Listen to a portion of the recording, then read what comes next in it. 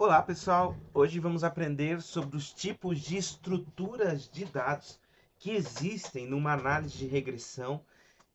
São 4 tipos de estrutura: os dados de corte transversal, as séries temporais, os cortes transversais agrupados e, finalmente, os dados longitudinais. O que é preciso saber nesse começo do estudo é que a análise muda, ou eu diria, pode ser mais ou menos efetiva, a depender do tipo de dado que a gente está tratando. Nós vamos ver que a análise de regressão, ela funciona melhor nos dois primeiros. E é tanto que existem, inclusive, disciplinas específicas para tratar dados longitudinais, por exemplo, cortes transversais e técnicas estatísticas dos mais diferentes tipos. A estatística é uma área muito ampla e, a depender de cada caso, é um caso. Então a gente precisa ter muito cuidado, mas, claro, para a gente compreender o tipo de dado que a gente está tratando, seria interessante hoje a gente compreender qual é a diferença entre esses 4 tipos de estruturas de dados. São estruturas com nomes não tão simples, mas a gente vai ver que são formas de origem dos dados, de apresentação dos dados, que interfere, que muda o tipo de análise que a gente está fazendo. Vamos começar analisando o que são os dados de cortes transversais. Nesse caso, nós estamos considerando uma amostra tomada em um momento específico de tempo, de alguma unidade. A unidade aqui pode ser indivíduos, consumidores, empresa, cidade, estado, país e assim por diante. Dados de corte transversal é uma amostra de unidade tomada em um momento específico do tempo. Como exemplo, vamos considerar o caso de um biólogo. Esse está interessado, por exemplo, em investigar, em coletar amostras de folhas de diferentes árvores de uma floresta, para estudar alguma característica da biodiversidade vegetal.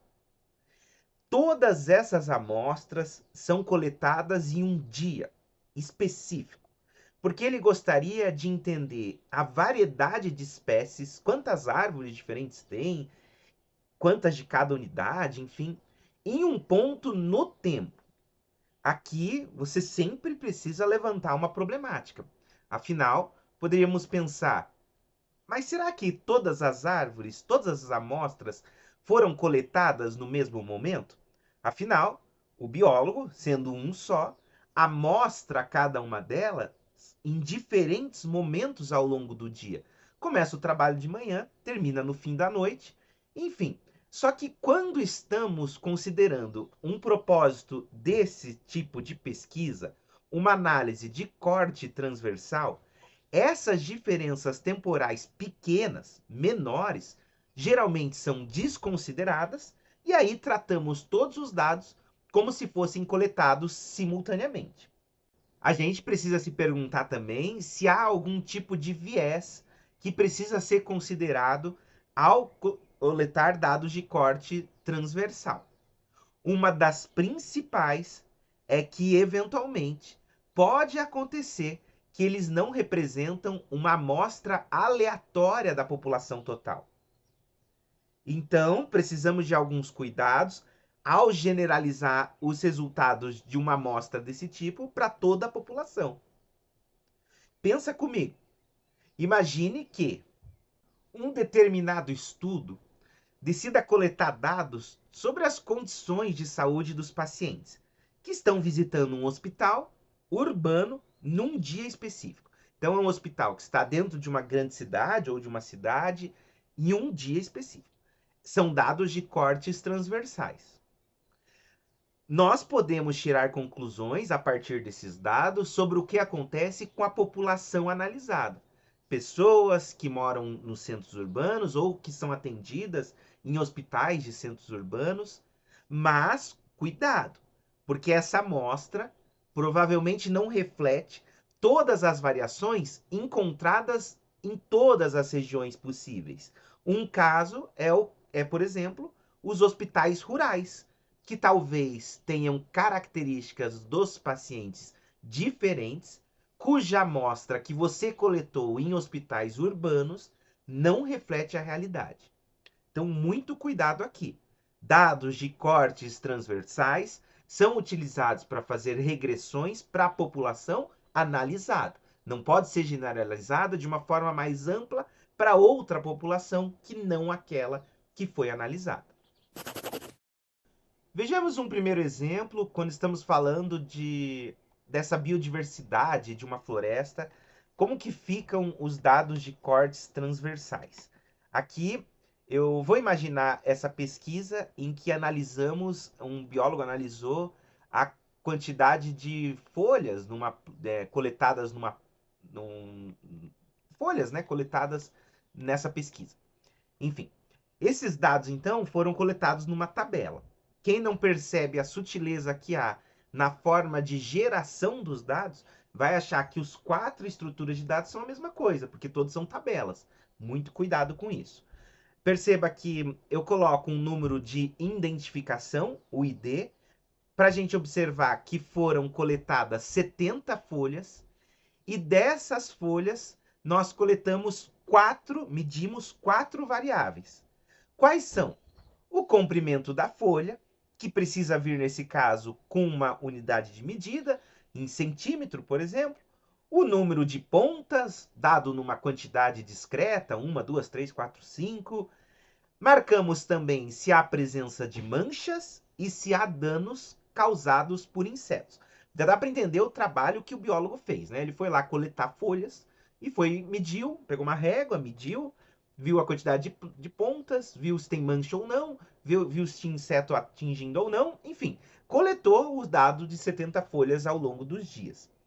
Aqui tem muita coisa para se discutir. Primeiro, essas variáveis, elas são bem diferentes, não só porque medem coisas diferentes, mas porque, veja só, a primeira, que é o comprimento da folha, é medida em centímetros, que pode assumir um valor real, um valor decimal, 5,2, 7,8.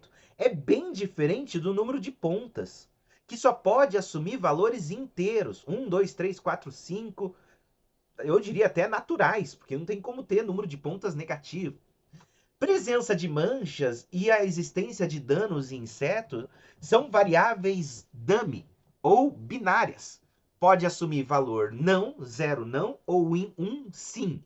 Há mancha, não há mancha. 1, 0. Há danos por insetos, não há danos por insetos. 1 e 0. E aí você coloca cada uma dessas características. Mas note também, vamos ver isso com bastante cuidado, mais para o fim do curso, que as variáveis sim ou não podem também ser categorizadas usando números, 0 e 1, 0 e 1, 0 e 1. Depois a gente vai ver as implicações disso, mas beleza. Anotamos o ID e isso serve, claro, para nossa organização e referência. Aqui, vamos pensar algumas coisas. Será que faz diferença eu registrar a folha 1 no lugar da 2? Ou em qualquer outra posição? Será que a ordem com que as folhas foram coletadas altera o resultado nesse tipo de problema? É evidente que não. A gente poderia até ordenar nessa tabela as folhas pelo comprimento, pelo número de pontas, enfim. O importante é só você garantir que os dados, isso tem que ser óbvio, os dados que aparecem numa mesma linha se referem à mesma folha. Porque senão não faz sentido. A folha de número 1 tem comprimento 5,2, 3 pontas, não tem mancha e tem danos por insetos. Não faz sentido eu trocar só a coluna danos por insetos, porque aí você pode dizer que a folha 1 que tinha dano não tem dano, não tem como mudar a linha. Isso tem que ser bem óbvio para você, né? Mais uma vez, parece que os dados de corte transversais são uma tabela, como qualquer outra. Mas ainda precisamos pensar isso que eu te falei. Qual foi a origem dos dados? A relação entre uma observação e outra, já vimos nesse caso que não tem diferença. A ordem das coletas não tem diferença. Falamos também de um hospital urbano. Vamos ver como que poderiam aparecer esses conjuntos de dados? Então, aqui, de forma similar, a gente poderia verificar o que ocorre quando precisamos estudar as condições de saúde de pacientes. Aqui falamos de um hospital urbano em um dia específico e os dados poderiam vir na forma de uma tabela, como essa que você vê na tela. Mais uma vez, são dados de cortes transversais, nesse caso, em um único dia. Coletamos a idade dos pacientes que passaram lá, o número de visitas no ano, se é tabagista ou não, se tem histórico de diabetes na família ou não. Aqui, claro, poderíamos investigar, num contexto de análise de regressão, se os fatores de risco selecionados, ser tabagista ou ter histórico de diabetes, está correlacionado de alguma forma à frequência das visitas ao hospital. Por exemplo, o que a gente poderia investigar? As pessoas são tabagistas e têm diabetes, elas frequentam mais ou menos os hospitais? Poderíamos responder algo nesse sentido, mas enfim. O que a gente precisa perceber mais uma vez é que devemos ter cuidado com a generalização. Pode acontecer um comportamento diferente, muito diferente em regiões rurais, de forma que aparece que o fator da regressão, que é o Mi, o coeficiente de regressão, Mi, ele possa ficar muito grande. Se ele for muito grande, inviabiliza o modelo. Cuidado com essa variável que está aqui. Agora vamos imaginar o que constitui dados de séries temporais. Nesse caso, estamos formando um conjunto de observações de uma ou mais variáveis que assumem valores distintos ao longo do tempo. E estamos considerando dados que geralmente, mas não é uma regra, não é necessário, são coletados em períodos regulares. O que a gente poderia imaginar aqui? É o caso da quantidade de chuva registrada ao longo de uma tempestade, a cada hora.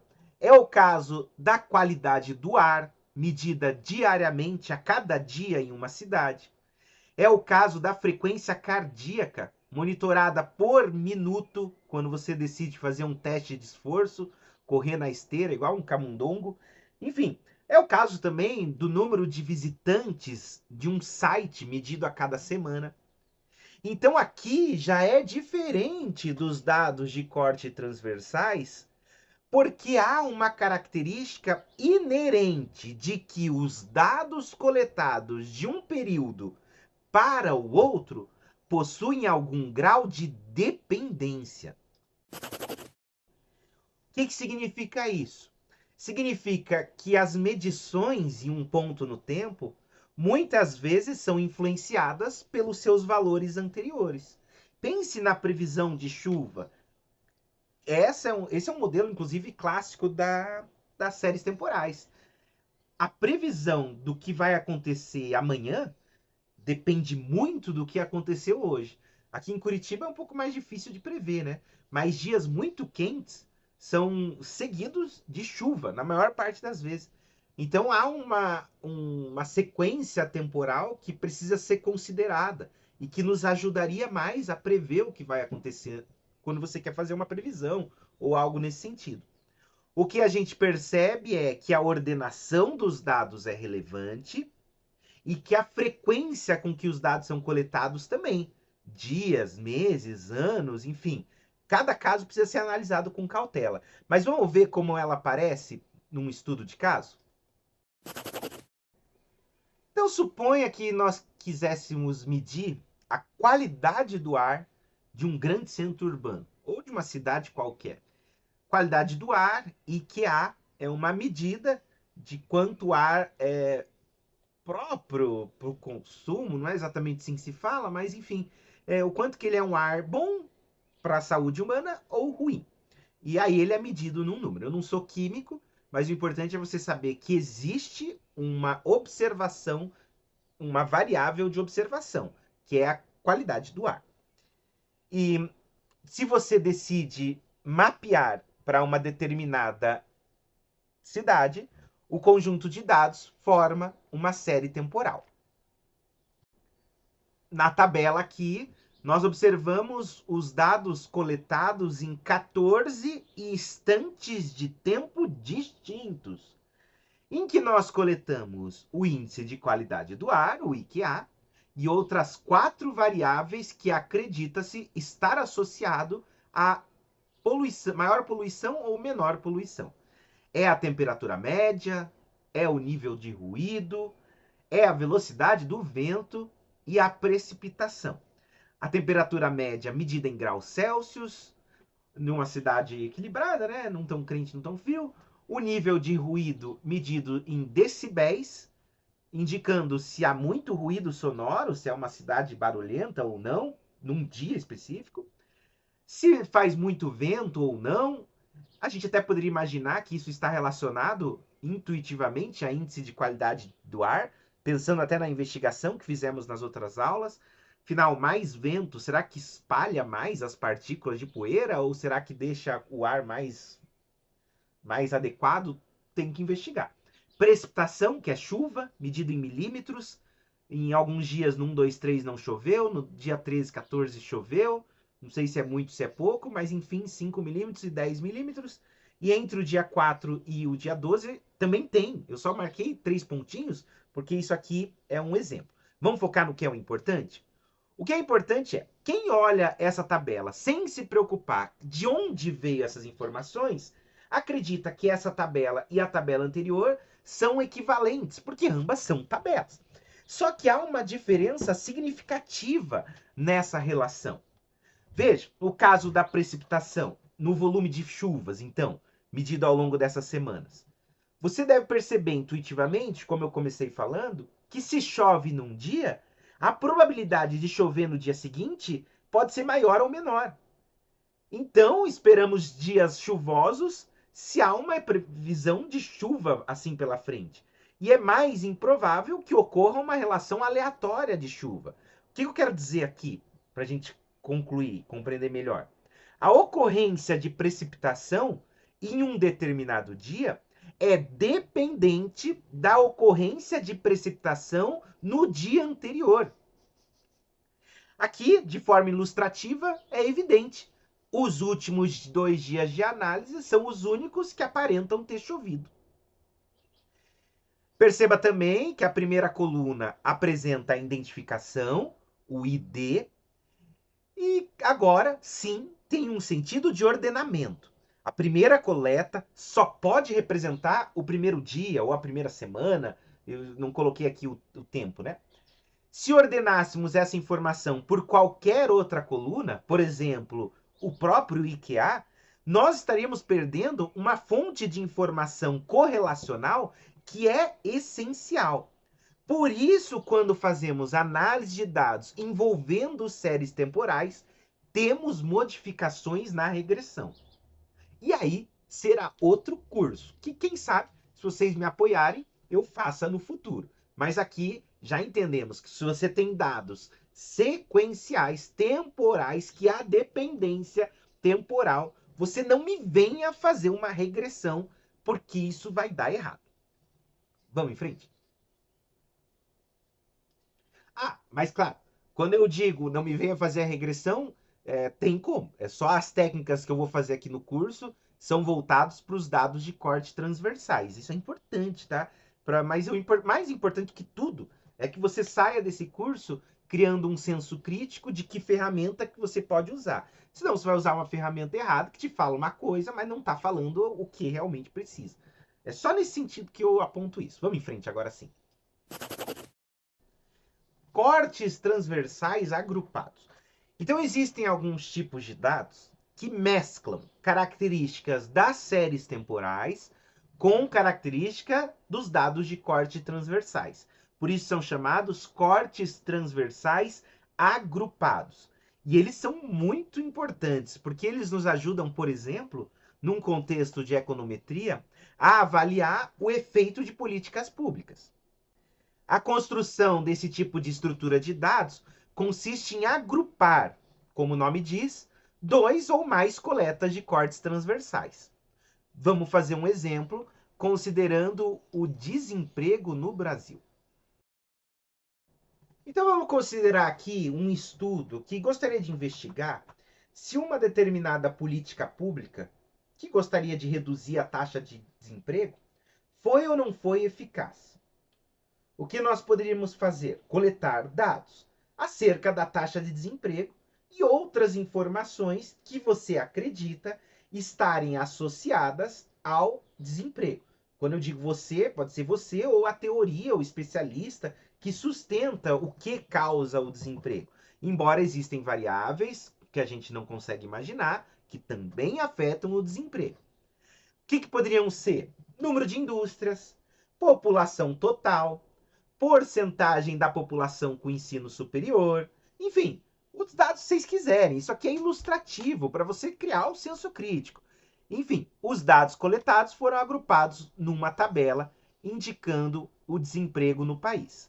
Coloquei o ano, o município, a taxa de desemprego, o número de indústrias, população total e porcentagem no ensino superior. No total, foram 250 municípios. A cidade A, a cidade B, C e vai embora até a última. Eu coloquei Y, mas é para você entender que são cidades diferentes. O primeiro corte transversal foi gerado no ano de 2010. O segundo corte transversal no ano de 2020. São as mesmas cidades do problema. Então perceba que a diferença em relação ao corte transversal, num primeiro momento, é que adicionamos uma coluna indicando qual é o período analisado, 2010 e 2020. Só que como estamos rodando uma pesquisa com as mesmas cidades em dois instantes de tempo distintos, é como se tivéssemos rodado dois cortes transversais ou como se tivesse rodado uma série temporal de dois cortes transversais. Uma série que o primeiro é 2010, o segundo é 2020, e você poderia coletar outros dados, não tem problema. Mas se você compreendeu que há dependência temporal nas séries temporais, precisa verificar que aqui também há dependência temporal. Quer dizer, a cidade A, que tinha uma taxa de desemprego de 8,5, 150 indústrias, uma população de 50 mil, 20% das pessoas com ensino superior, dificilmente em 10 anos vai fugir muito disso. Até poderia, vai que acontece uma política pública exatamente na cidade A. Mas você está analisando 250 cidades. Dificilmente haverá tanta variabilidade que inverta totalmente as condições da cidade A, da cidade B, da cidade C. Há condição, há dependência temporal aqui. A taxa de desemprego é um valor em 2010 para a cidade B ou para a cidade A, e lá em 2020 ela estará, de certa forma, associada ao fato de que as pessoas estavam ou não empregadas naquela cidade. O número de indústrias vai estar associado à quantidade de indústrias que havia 10 anos antes naquela cidade. Assim como a população total também estará associada, de certa forma, à população que havia 10 anos atrás. E a ensino superior também. Então a gente percebe que há dependência temporal, que não pode ser descartada. Mais uma vez, não podemos ordenar, não podemos fazer desordenar, desculpa, não podemos fazer nada que faça a gente ficar assim com esses dados, que a gente perca essa dependência que é relevante.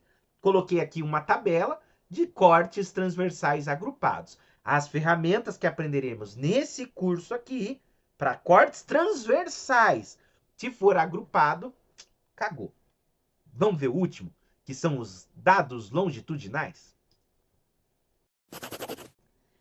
Então, o último caso que nós vamos tratar são dados conhecidos como longitudinais. Longe, esse sentido de longe sempre me lembra longe temporalmente falando.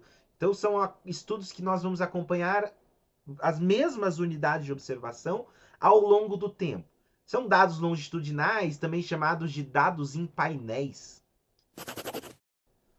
muito comuns na medicina. Então, os dados são coletados dos mesmos sujeitos ao longo da pesquisa. Até o exemplo anterior, quando falávamos de desemprego em cidades, pode ser vista como dados longitudinais, se estivermos tratando das mesmas cidades na análise, né? Se nós usarmos cidades aleatoriamente distribuídas, aí é um corte transversal agrupado mesmo. Quando estamos lidando com dados longitudinais, tem uma forma, uma organização dos dados que favorece algumas análises. Então vejamos um exemplo. Vamos imaginar o que ocorre quando precisamos analisar hábitos alimentares. Nível de colesterol, pressão arterial, enfim, dados para os mesmos pacientes ao longo de 5 anos. Se nós temos certeza que estamos falando dos mesmos pacientes, estamos constituindo um painel, também conhecido como dados longitudinais. É claro, pode parecer difícil, né, acompanhar um grupo de pacientes por um grande período de tempo. Aqui a gente até vê um pouco a dificuldade de pesquisas na área médica. Só que o período de tempo, a janela de observação, não precisa ser tão grande quanto um ano. Vamos imaginar os dados numa tabela aqui. Então perceba que essa pesquisa acompanhou 10 pacientes e a ID agora registra quais são os pacientes e que foram mapeados ao longo de 5 anos, 2018 a 2022. Verificando 3 variáveis. Quais são? Adesão à dieta, uma nota de 1 a 10 de quanto que o paciente está seguindo a recomendação médica, o nível de colesterol ruim, o LDL, medidos em miligramas por decilitros, 140, 130, etc, etc. E a pressão arterial, medida em milímetros de Hg. Não me lembro o que é Hg, mas enfim. 130, 125, 100, e assim vai. Perceba aqui que a ordenação dos pacientes não afeta o resultado. Você pode colocar primeiro o paciente 1, 2, 3, o 10º como primeiro, vice-versa, tanto faz. Só que precisamos preencher as primeiras linhas apenas com o mesmo paciente. Depois que você preencheu todos os dados desse primeiro paciente, aí que vem o próximo. O paciente número 2, 3, 4 e assim por diante. Por quê? Por enquanto, a razão para essa organização é só prática. Mas, quando você estuda dados, como analisar dados longitudinais, aí fica claro por que a gente trabalha dessa forma. Enfim, hoje falamos então de estruturas de dados em análise de regressão. Vimos que são os dados de cortes transversais, que são os que nós poderíamos analisar nessas técnicas que trabalharemos mais à frente. São os dados de séries temporais, em que nós verificamos que há dependência temporal. São os cortes transversais agrupados, que são analisados combinando cortes transversais e séries temporais. E tem técnicas específicas para isso, que eu prometi que faço só se vocês estiverem muito afim. E aí, dados longitudinais, que são os dados em painéis, quando acompanhamos o mesmo tipo de indivíduo ao longo do tempo. Eu espero que você tenha gostado. Ainda temos algumas coisas para tratar antes mesmo de fazer mais sobre regressão. E o que eu gostaria de tratar nos próximos 3 vídeos, que você pode pular se você acha que você conhece bem. Primeiro, o que precisamos saber de matemática para falar de regressão. Vamos falar sobre somatório, como que funciona a função, proporção, porcentagem, seguido de uma aula sobre o que precisamos saber de probabilidade para falar disso aqui tudo, o que são variáveis, variáveis aleatórias, o que são distribuições, enfim, quando as variáveis são contínuas, quando os eventos são independentes, e uma outra aula que nós falaremos sobre o que precisamos saber de estatística. É o caso de amostragem, o que é um estimador, o que é a variância amostral do estimador, o que são testes de hipótese, e assim por diante. Faremos essas 3 aulas antes de partir para a próxima, em que nós falaremos aí sim sobre o primeiro modelo de regressão, chamado de regressão linear simples. Você não precisa assistir as próximas 3 aulas se não quiser, mas vale a pena, porque eu já vou ambientar a matemática pensando no que nós vamos usar. Então pode servir como revisão Até que porque eu também vou apontando o que você precisa estudar além disso, caso seja um tema que eu não entre muito a fundo, só cite aqui. Enfim, eu espero que você tenha gostado, que você esteja assistindo, comente aí, segue o canal para dar aquela força, porque afinal a gente está fazendo isso de grátis para você. Enfim, tá aí, gente. Te espero na próxima aula. Um abraço e tchau, tchau.